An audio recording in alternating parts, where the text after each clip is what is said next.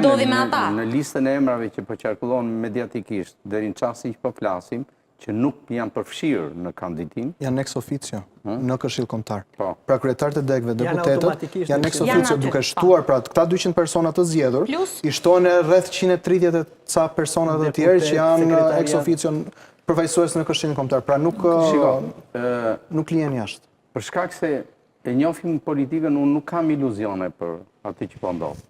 Në pikpamjen e strukturimit dhe procedurave formale jeni fantastik. S'mund bëj kritik për këtë gjë. Do ta çoni deri në fund në mënyrë të padiskutueshme.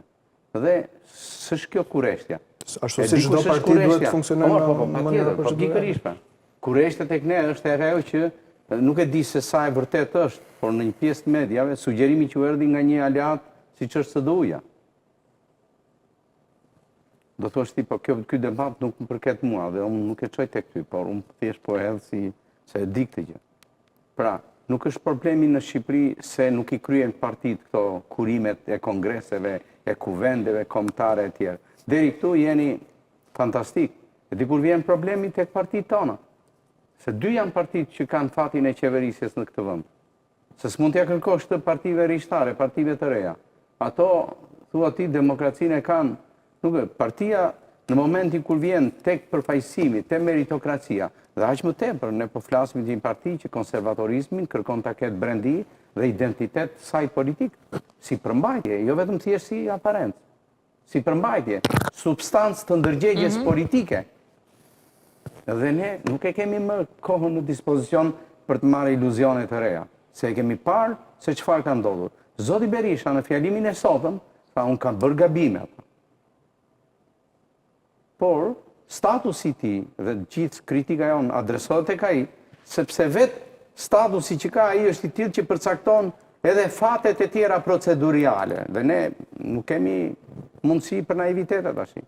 Të gjitha fatet e përcaktueshmërisë për përfaqësime në strukturën sipërore të partisë dhe nesër në qeverisje kush i ka? Kryetari i ka.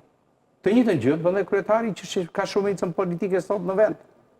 Nuk kalojnë nga procedura demokratike. Bile, e ke vërre, përjashto momentet kur ka kuvende, kongrese, apo takime formale, përdoret termi demokracisë. Në kohën tjetër politike në këtë vend nuk përdoret me demokracia.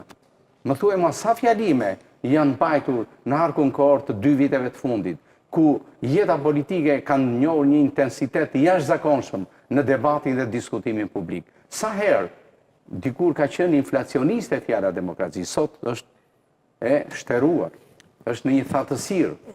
Pse? Sepse nuk ekziston në ndërgjegje.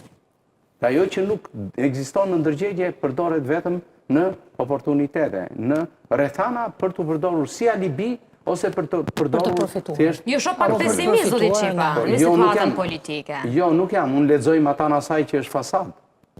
Se në këtë vend fasada është bërë qëllim në vetvete.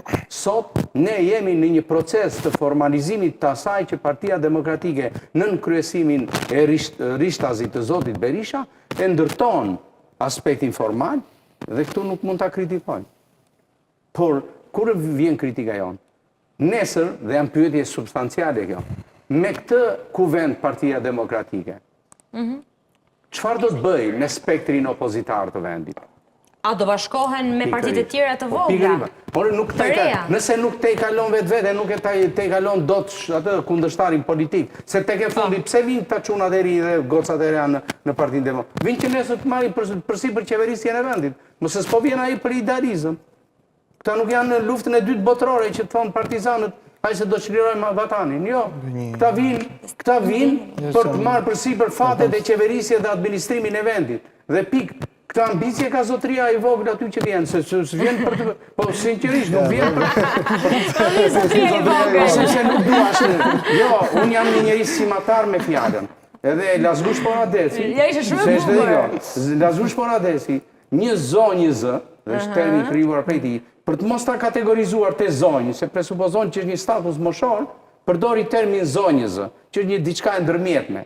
midis SRS edhe, prandaj edhe unë ju drejtova në këtë.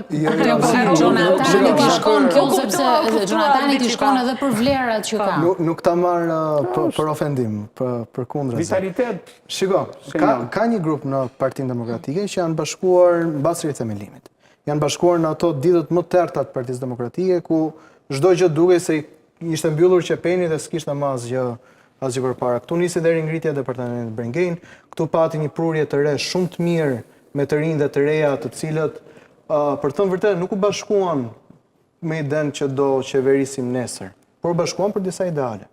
Ideali i parë ishte për ta kthyer Partinë Demokratike në një parti konservatore dhe e vlerave të djathta me besimin tek Zoti,